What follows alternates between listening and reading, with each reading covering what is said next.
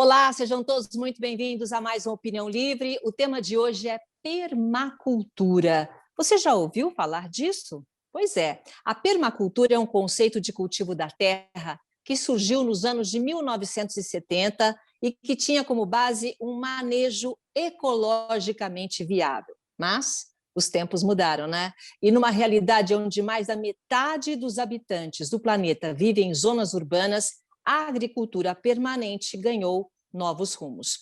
Hoje, ela é entendida como cultura da permanência e a ideia agora é difundir práticas sustentáveis em ambientes com pouco espaço para o cultivo, adaptando, os conceitos criados na zona rural para a realidade urbana.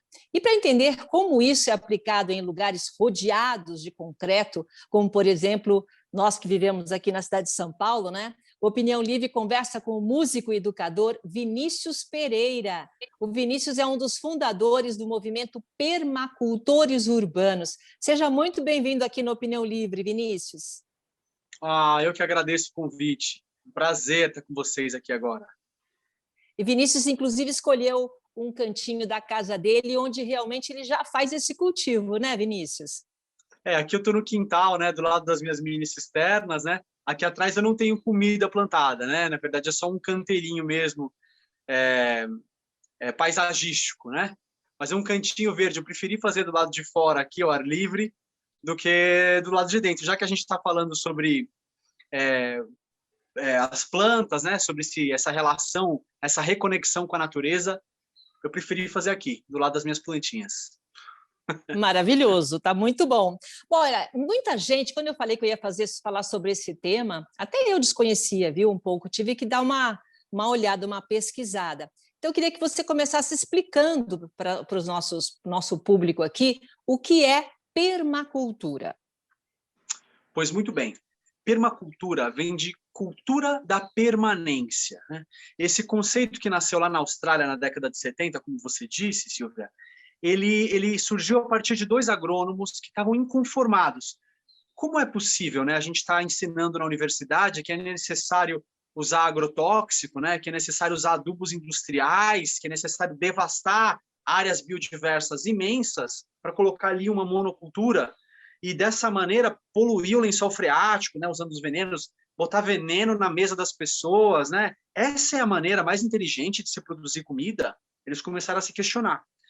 E aí eles começaram a estudar de que maneira é possível se produzir comida de forma conectada com a natureza, de forma de fato sustentável e responsável. E aí na pesquisa deles, eles falaram, nossa, a gente não precisa inventar a roda. Os nossos ancestrais sempre fizeram isso, A agricultura, quando ela foi inventada, ela não tinha agrotóxico e nem tinha insumo industrial, Então eles começaram a olhar para as práticas de agricultura dos aborígenes australianos, lá da terra deles. E começaram a ver como é que os nossos ancestrais produziam comida. E começaram a olhar também para essas práticas em todo o mundo, Como é que os povos ancestrais, antes da tal da Revolução Verde, que surgiu depois da Segunda Guerra, utilizando os aviões que tinham sobrado da guerra para pulverizar plantações, como é que se produzia comida antes de envenenar tudo?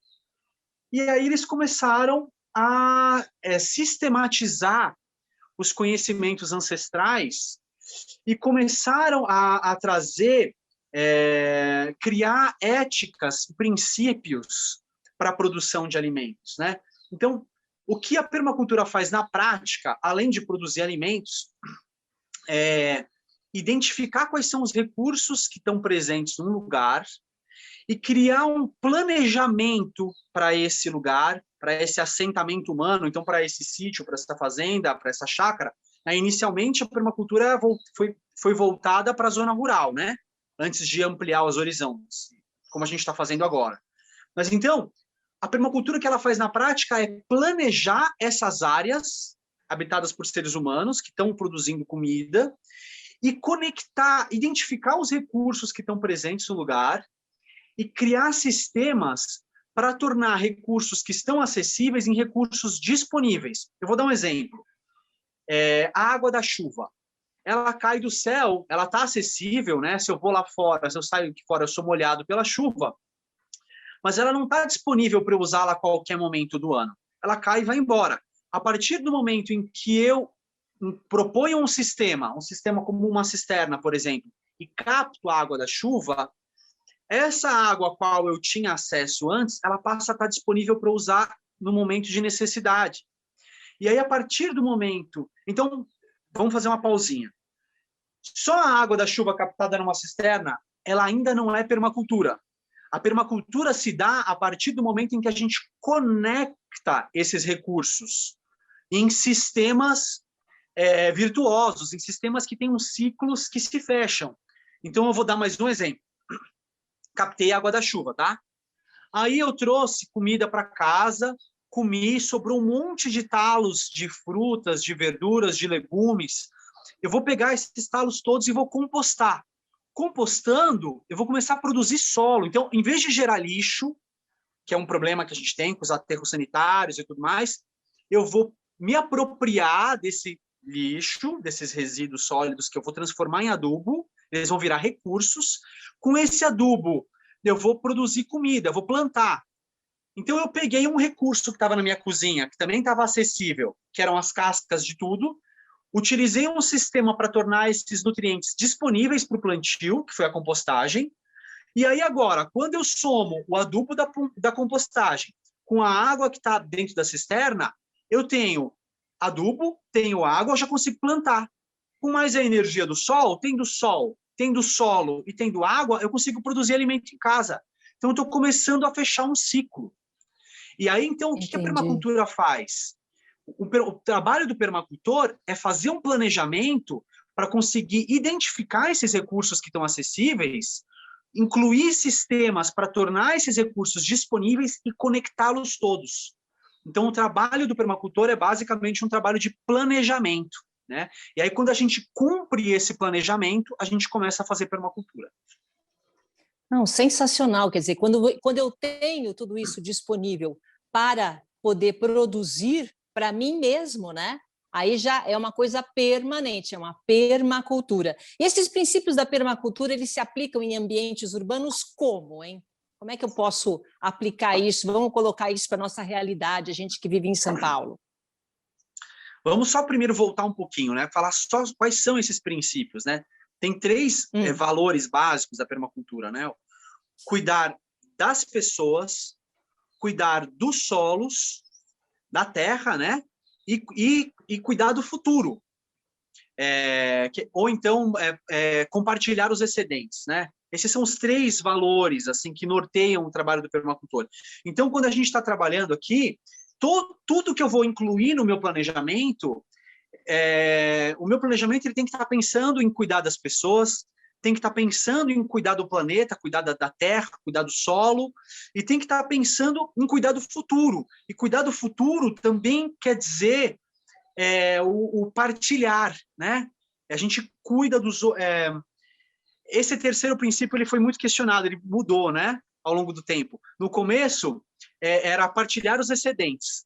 Era o nome que era usado, né? E depois, agora, ao longo dos últimos anos, ele acabou se transformando em cuidar do futuro. Mas o que a gente quer na prática? Na essência, a permacultura está falando sobre cuidados, né? Cuidados com a natureza, incluindo o ser humano como parte da natureza.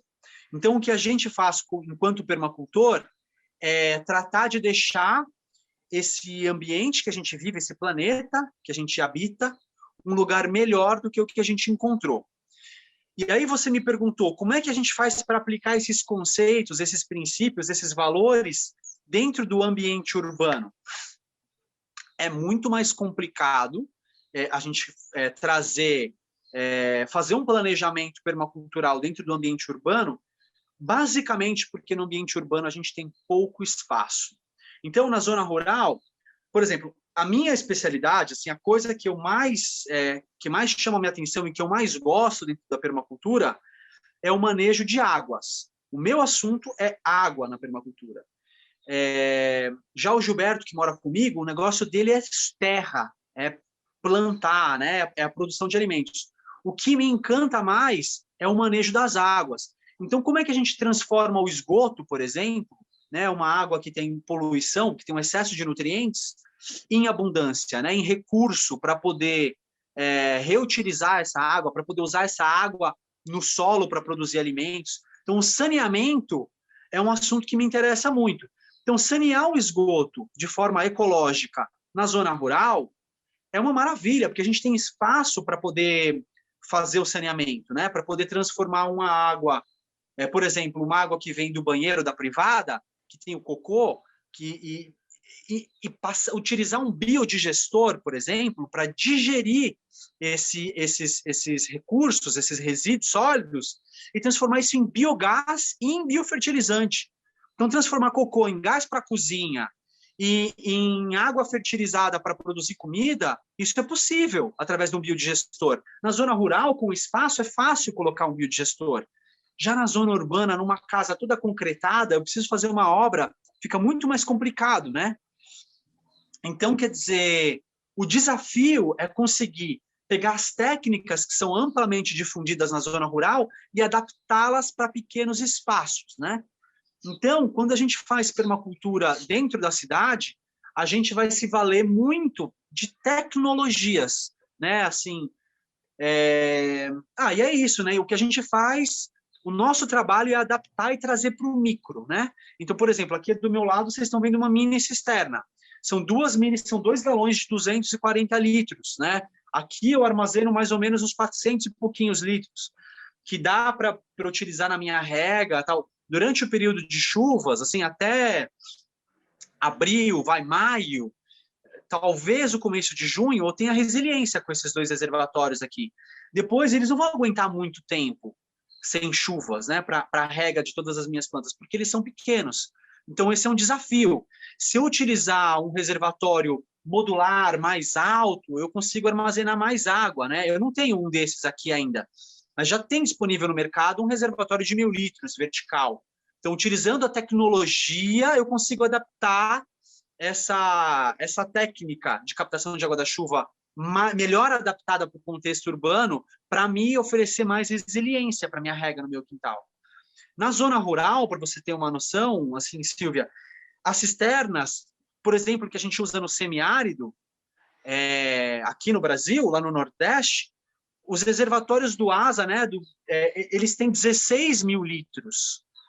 E eles servem, assim, eles conseguem garantir que uma família de 4 pessoas sobreviva um ano inteiro utilizando 16.000 litros, né? Então, assim, a gente está falando de famílias que fazem um uso de água, um manejo de água, assim, muito responsável, e eles conseguem se virar com 16.000 litros durante um ano inteiro. Aqui em São Paulo, a nossa realidade é outra, né? Assim, o tempo que a gente fica no banho, a forma como a gente lava a louça, a quantidade de roupa que a gente lava na máquina de lavar, que consome muito mais água. Então, é isso. A gente tem desafios assim, para adaptar a realidade assim, da zona rural para a zona urbana. E aí eu acho que uma coisa legal para falar é que, assim, na zona rural, num sítio, eu vou ter uma área extensa para eu produzir a minha comida, né? Aqui em São Paulo, a gente tem quintais que são pequenos, mas a gente tem as praças públicas. Então, a gente consegue produzir comida também nas praças públicas, mas não num terreno que é exclusivamente meu. Então, a gente consegue produzir comida em áreas compartilhadas. Então, aqui no meu bairro, a 150 metros da minha casa, a gente tem uma praça, né, que é um parque, né, que a gente está transformando essa área em um parque, que é o Parque da Joia, que é um lugar que tem uma área onde a gente fez uma hortinha comunitária lá, que é pequena, ela ainda está começando, mas os vizinhos estão se unindo no entorno dessa ideia de produzirmos comida juntos, né? E é isso que a gente faz, assim, a gente produz comida de forma comunitária em espaços públicos. Essa é uma das sacadas que a gente tem para trazer a permacultura para a área urbana. Olha, eu fiz questão de deixar, né, praticamente você explicar esse primeiro bloco todo para a gente entender um pouco do conceito, né, da permacultura, que não é uma coisa tão fácil assim, né? Não é? Exige realmente uma mudança, um conceito. E eu quero que no próximo bloco, ô Vinícius, você dê uma coisa um pouco prática para a gente realmente tentar entrar nesse mundo da permacultura, né? Para a gente não ficar só de observador desse conceito, dessa bandeira que você levanta, porque eu sinto que é uma bandeira, uma coisa que você faz com muito amor. Eu vou fazer um rápido intervalo e daqui a pouco a gente volta, tá bom? Um instante só. Até já. O Vitor sempre falava que queria ser doador de órgãos, e eu apoiava. Nada prepara a gente para aquele momento de dor. Na hora que os médicos perguntaram, não foi fácil decidir. Mas saber que outras famílias seriam ajudadas me fez dizer sim à doação de órgãos. Meu nome é Márcia, eu sou mãe do Vitor, doador. A vida continua. Converse com a sua família sobre ser doador de órgãos. O Opinião Livre está de volta. Estou conversando com o educador Vinícius Pereira. O Vinícius é um dos fundadores do movimento Permacultores Urbanos. Ele deu uma boa explicação, né, de tudo o que está acontecendo em relação a isso, esse conceito, né, porque é um conceito para a gente adotar uma vida mais verde, né, Vinícius? É isso? A cidade pode se tornar mais verde se a gente conseguir entrar nesse conceito da permacultura? Com certeza, né? A gente gerar menos impacto negativo, sabe? Assim, é a gente se atentar de que maneira a gente consegue estar mais conectado com a natureza, né? E viver uma vida mais saudável, viver uma vida mais conectada com a natureza e com os nossos vizinhos, assim, sabe? Por exemplo, a gente produz comida aqui numa praça, aqui do lado de casa, no Parque da Joia, né? Então, ali os vizinhos estão se juntando. Gente que não tem espaço para ter uma composteira em casa, composta na nossa composteira comunitária aqui da praça, né? Gente que não tem um quintal para plantar em casa, planta na nossa praça. Então é um lugar onde a gente se encontra, onde a gente conversa sobre essa mudança de hábitos e é onde a gente faz permacultura na prática juntos, sabe? Então, eu acho... Isso é maravilhoso. Principalmente agora nessa época da pandemia, você notou o quê? Você notou que as pessoas elas ficaram um pouco mais em casa e perceberam que elas precisam transformar os seus ambientes em um lugar saudável. Não é isso? Com certeza. E a gente precisa comer comida mais saudável, né? Se a gente está falando que a gente está num momento que tem um vírus que é capaz de gerar danos muito grandes assim na população, a população precisa estar prevenida. A população precisa estar saudável, a população precisa estar com os anticorpos bem ativados, né? Então, como é que a gente faz isso? Se alimentando bem também, né? Então, vamos comer comida orgânica, vamos comer comida sem veneno, vamos comer comida viva, né? Então, a gente pode produzir comida e a gente também pode comprar comida de quem produz de forma responsável, né? Então, acho que isso tudo faz parte desse movimento. E como se sociabilizar é uma coisa que é importante e que é muito complicada nesse momento que a gente está agora, fazer mutirões com distanciamento social, mascarados, na praça, que é ao ar livre, é uma forma super legal de se movimentar, de mover o corpo, de suar mesmo a camisa, de interagir com as outras pessoas de uma forma segura, sabe? Então, esses encontros que a gente tem feito aqui na praça têm sido muito ricos, assim, né? A gente tem se encontrado finalmente. Ficamos muito tempo com medo de fazer mutirões, mas uns tempos para cá a gente falou, não, temos que começar a agir, sabe? E tem sido ótimo. Ô Vinícius, vamos falar um pouquinho dessa filosofia da permacultura, das cisternas suas. Você instalou várias pelo país. Conta um pouco para a gente como que funciona. Tá. Esse negócio da captação de água da chuva me pegou com a crise hídrica aqui de São Paulo em 2014, né? Eu com criança pequena em casa, no segundo dia sem abastecimento da Sabesp, fiquei muito tenso e falei, e estava chovendo e sem água. Como é possível? Se tem água, não tem água? Não, água tem. Eu só preciso conseguir armazenar essa dentro de casa. E aí me capacitei para captar a água da chuva e a gente criou um projeto no Permacultores Urbanos que é a Escola de Cisterna, onde a gente capacitou centenas de pessoas para captar a água da chuva de forma segura, seguindo as normas da ABNT. Então, eu aprendi com o Edson Urbano a fazer essa mini cisterna, que é uma cisterna adaptada para o contexto urbano, uma cisterna pequenininha. E aí, depois, fui estudando e entendendo que a gente pode captar em volumes muito maiores, em qualquer tipo de reservatório. E aí, andei circulando aqui no interior do estado de São Paulo, fui contratado para também instalar em escolas e capacitar a comunidade escolar em Goiânia. Também, assim, com o estouro de Brumadinho, a gente foi para lá capacitar a população que estava com acesso a uma água super poluída com metais pesados, a captar água da chuva e fazer o filtro lento de areia, que é um filtro que torna essa água potável. Fizemos o mesmo no Rio Doce, na comunidade do Areal, lá com os atingidos pela lama da Vale. Enfim, a ideia é difundir essa tecnologia da captação de água da chuva, que é muito simples e que pode gerar um impacto muito positivo na vida das pessoas. Assim, a gente vem se dedicando a isso. Mas como que é possível? Quer dizer, quando você fala que é fácil, qualquer pessoa pode se capacitar, qualquer pessoa pode transformar, tendo um espaço mínimo, ela pode transformar a vida dela, ou mesmo seguir você como exemplo, no que você fez na praça perto da sua casa, começar a transformar. A gente tem esse poder de transformar uma cidade, por exemplo, como São Paulo? Com certeza, e através de microiniciativas, né? Se cada casa começar com uma microiniciativa, uma soma de micros vai transformar o macro. E aí, é necessário ser um engenheiro ou é necessário ser um pedreiro experiente para conseguir fazer essas coisas? Gente, eu sou músico. Essa é a minha formação. E, de repente, um músico está conseguindo fazer transformações na estrutura da sua casa, porque essas transformações, essas adaptações, elas são simples. Não tem nada de nenhum bicho de outro planeta. Claro que a primeira vez que eu fui fazer uma cisterna em casa, eu fiz de uma maneira tosca. Eu peguei o tubo de descida da calha, coloquei no reservatório e achei que estava ótimo. E aí eu peguei uma água que ela estava suja, turva, juntou muito micro-organismo dentro, deu tudo errado.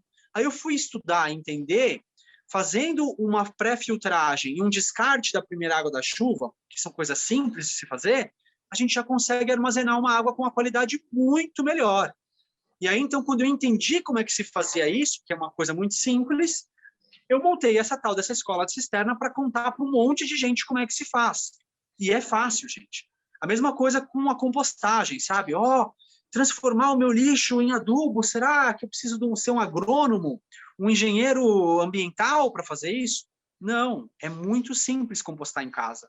Então, assim, essas pequenas tecnologias, essas pequenas técnicas, tem muito conteúdo na internet ensinando como é que se faz isso. E a gente também oferece muitos cursos. E, assim, gente, quem tiver com vontade de virar a chave, é só começar a pesquisar, porque tem muita informação acessível assim, para ajudar você que está com vontade de mudar nesse seu processo, nessa sua caminhada, nessa sua transição. O que a pessoa precisa fazer, por exemplo, quando você fala, quer dizer, imagina, eu moro num apartamento, aí às vezes as pessoas estão acompanhando a gente aqui e falam, nossa, eu tenho só um terracinho na minha casa, como é que eu posso contribuir para essa mudança, hein? Eu posso fazer alguma coisa, ter uma horta em casa? Como que é? Com certeza, assim, ter uma horta em casa é uma coisa maravilhosa, mas eu diria que esse é um passo 3. O passo 1 é rever os hábitos de consumo. Vamos começar, por exemplo, com a nossa lavagem de louça. Tá, eu uso um detergente que não é biodegradável, então já estou poluindo os rios. Eu uso uma bucha que ela é de base de petróleo, né? Aquela bucha amarela, aquela bucha... Se eu usar uma bucha vegetal, se eu usar um sabão biodegradável, pronto, eu não vou estar jogando nem o sabão não biodegradável para poluir os rios, nem vou estar jogando microplásticos, né, que soltam da bucha e que vão também poluir o rio e que vão parar lá no mar, e que vão parar dentro da barriga de um peixe, de uma baleia, né? Enfim, revendo os nossos hábitos de consumo, a gente começa a fazer a tal da permacultura, sabe? Então, escolhendo os alimentos, comprando alimentos a granel, em vez de comprar o alimento já ensacado, num saco plástico, eu vou lá e vou comprar os alimentos a granel, vou usar uma sacola retornável, uma bolsa de pano, sabe? E aí vou pesar tudo isso, vou tirar da bolsa de pano. Às vezes, no começo, quando no mercadinho do bairro tem poucas pessoas que já começaram essa transição, às vezes o caixa se assusta um pouco, tal, mas depois da sua terceira compra ele já se habituou com você, ele já nem vai te oferecer mais o saquinho plástico, e ele já vai prontamente pesar junto, vai querer saber mais da sua vida, e de repente o seu exemplo vai começar a transformar as pessoas que estão na fila, né? Então, eu acho que a mudança de hábitos de consumo é o começo. E aí, depois que a gente consome diferente, transformar o que sobrou da minha casa, o que eu consumi, em recursos, em adubo, por exemplo, é uma segunda forma, a compostagem, né? Dá para compostar em baldes, tem composteiras muito pequenas. Deem uma olhada nos minhocários, né? Acho que vale a pena, assim, uma forma muito legal. E aí, enfim, e se você tem uma varanda na sua casa, eu, numa varanda aqui na minha casa de 3 metros quadrados, tenho um sistema de aquaponia, onde a gente tem peixes e produz um bocado de comida. Aqui na minha varandinha de 3 metros quadrados tem tomate, tem alfaces, menta, couve, almeirão, hortelã, tenho temperos, manjericão, tem um bocado de coisa, numa área super pequena. É possível produzir comida numa área pequena, mas assim, se você Que não tem muita legal. familiaridade com as plantas, talvez começar com a mudança de hábitos de consumo já seja um passo excelente, assim, sabe? Maravilhoso. Nossa, estou me sentindo assim uma impotente e incapaz. Tenho que mudar minha cabeça, porque realmente eu acho que isso é um talento. Agora, só para a gente colocar aqui você no contexto, você falou que você viajou vários lugares do Brasil, né? Eu não sei, você viajou com a sua música, você viajou com a sua banda e aprendeu, né? Esse aprendizado que você teve pelo Brasil influenciou a permacultura na sua vida? Ah, com certeza, tem muita troca, né? A gente conhecendo as pessoas mais velhas, as pessoas do interior, a gente vai vendo os hábitos, né? Um bocado de plantas medicinais e plantas alimentícias que não são convencionais, a gente aprende conhecendo as pessoas que consomem, né? Assim, em Minas Gerais, eu comi muito Ora Pronobis, que eu não sabia que era uma planta alimentícia, assim, de repente lá era uma coisa comum, e agora aqui em casa está cotidianamente nos nossos hábitos de consumo, né?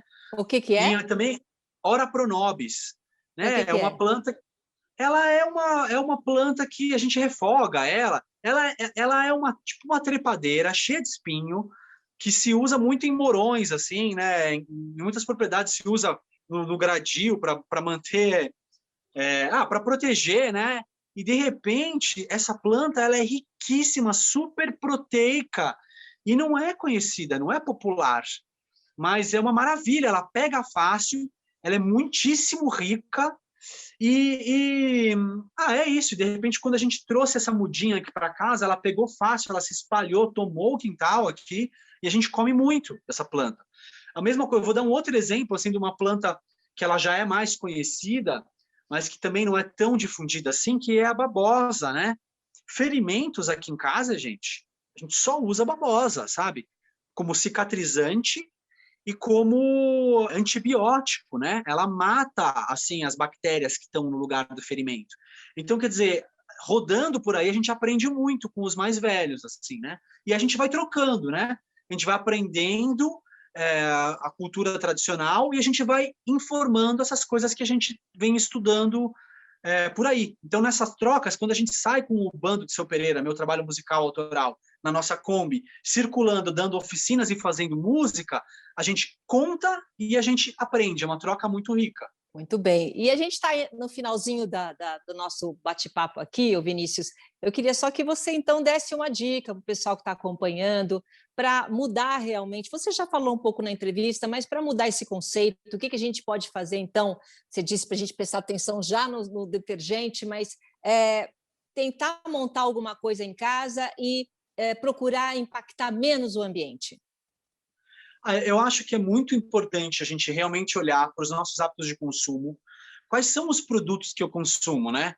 Quanto lixo esses produtos geram, sabe? Qual lixo? Será que é de fato reciclável a embalagem desse produto? Por exemplo, as embalagens, as bandejas de isopor não são, sabe?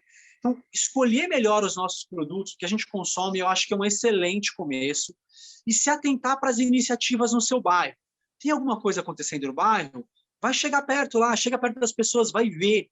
Acho que esse se aproximar das pessoas assim é um negócio que vai gerar muitas oportunidades para você se transformar. Tá perto de pessoas que já estão em transição.